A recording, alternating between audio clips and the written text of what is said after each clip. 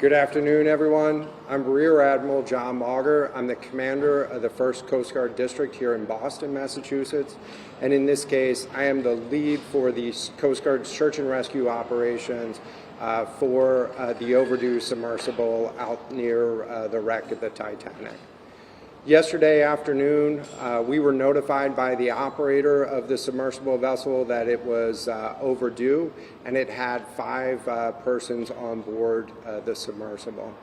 So we're working very closely at this point to make sure that we're doing everything that we can do to locate the submersible and rescue those on board. Our thoughts are with the crew members and the families of those on board the submersible at this time, and we are doing everything that we can do to make sure that we can locate and rescue those on board. So after receiving the call, we reached out to the vessel Polar Prince and began a surface search looking for the submersible.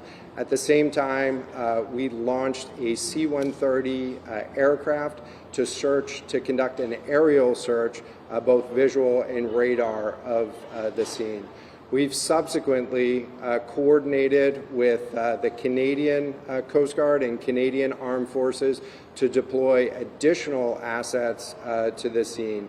The Canadians have had a C-130 aircraft searching as well, in addition to also having a P-8 submarine search aircraft deploy as well, and put sonar buoys in the water in attempt to listen. The location of the search is approximately 900 miles east of Cape Cod in a water depth of roughly 13,000 feet. It is a remote area and it is a challenge to conduct a search in that remote area, but we are deploying all available assets to make sure that we can locate the craft and rescue the people on board. Going into this evening, we will continue to fly aircraft and move additional vessels into the area. In this remote part of our search and rescue responsibility, oftentimes we rely on commercial operators to be the first vessels on scene, and so we've been in touch with additional commercial vessels that are operating in the area, as well as initiating the movement of additional Canadian Coast Guard assets and U.S. Coast Guard surface asset into the area over the course of the next couple of days.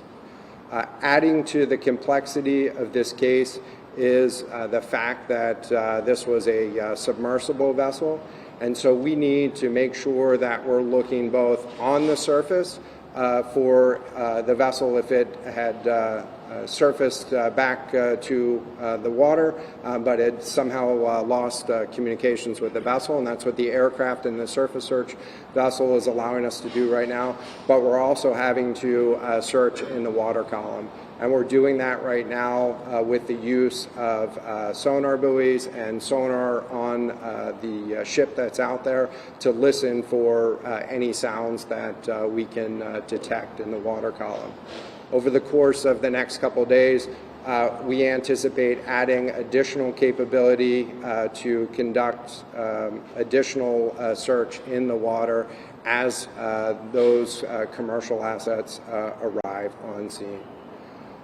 Again, our thoughts are with the families and the crew members on board the submersible, and we're working very closely with all U.S. and international partners to provide any capability that we can provide to search for the overdue vessel and rescue the crew members on board.